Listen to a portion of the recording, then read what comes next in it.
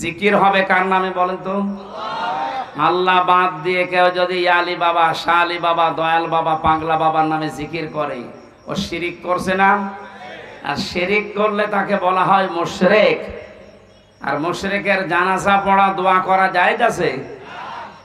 এখন তো ফতোয়া আপনারা দিতে পারবেন। এজন্য জিলহজ মাস শুরু হওয়ার পরে নবীজি যে 2 নাম্বার কাজ বেশি করতেন সেটা জিকির। কিন্তু এটা হওয়া লাগবে কার নামে? আরো জোরে। জিকিরের শব্দ আমরা কোরআন হাদিসে পেয়েছি মাত্র 4টা।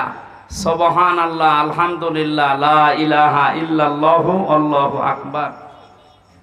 জিকিরের শব্দ কয়টা বলেন তো? জিকিরের সিস্টেমও আছে 4টা।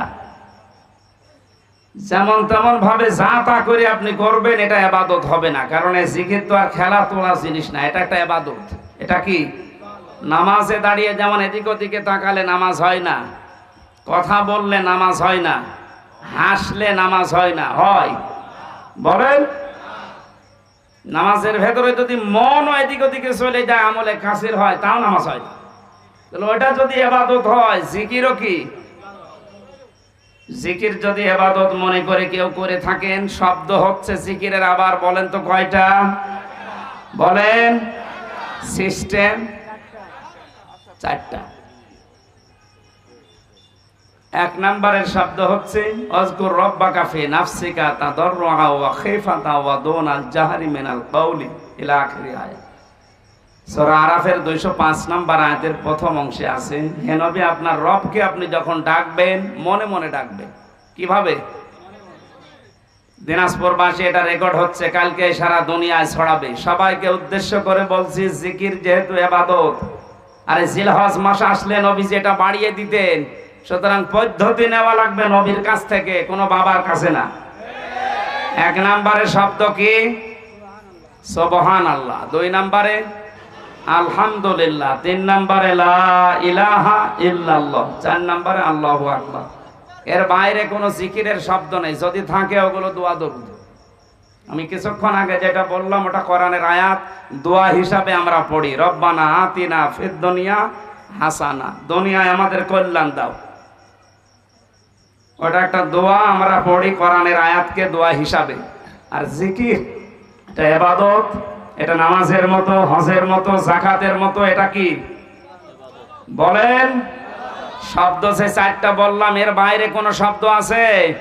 এমনকি ইয়া রাসূলুল্লাহ, ইয়া রাসূলুল্লাহ জিকির করা হারাম। জিকির রাসূলের নামে নেই, রাসূলের নামে আছে দরুদ শরীফ। রাসূলের নামে কি? জিকির শুধুমাত্র করা লাগবে কার নামে?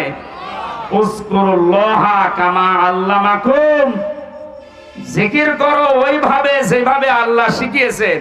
তা আল্লাহ সূরা আরাফের 205 নম্বর আয়াতে তো শিখিয়ে দিলেন আপনার রবের জিকির করবেন মনে মনে। 2 নম্বরে ভীত সন্তুষ্ট হয়ে, 3 নম্বরে কান্না জড়িত কণ্ঠে, 4 নম্বরে উচ্চ আওয়াজ বাদ দিয়ে। রেকর্ডকৃত বিষয় ছড়িয়ে দেবেন কালকে। সারা পৃথিবীর মুসলমানদেরকে বলছি, যেখানে যান এই 4টা সিস্টেমের বাইরে যদি কেউ জিকির দেয়, ওটা জিকির না, ওটা ওর ফিকির। আমি আশা করি এটা ক্লাস চলছে, আপনি ছাত্রের মতো বুঝেছেন, নাকি আমি রিপিট করব? এক ছাত্র এসে কাঁদছিল বাবার কাছে, জিজ্ঞাসা করছে, কি কাঁদো কেন? কথা বলে না। কি কাঁদো কেন? কিছু বলো। রেজাল্ট দিয়েছে। রেজাল্ট দিয়েছে তো ভালো, ফেল করেছে না পাস করেছে? ছেলেটা বলছে, আব্বা ফেল করলে তো কথা ছিল, ছিলাম 5-এ, নামিয়ে দিয়েছে 3। এরকম ছাত্র নয় তো আপনার? আবার আমি যা বলছি মনে থাকতেছে? সকালবেলা থেকে জীবনে কার্যকারী করা লাগবে। সুতরাং জিকিরের নামে উল্টাপাল্টা সবচাইতে বেশি এটা ভেজাল চলে বাংলাদেশ, ভারত আর পাকিস্তানে। পৃথিবীর বহু জায়গায় আমি আল্লাহর রহমতে গেছি, পাইনি। জিকির একটা ইবাদত, ওরা ইবাদতের মতো করে।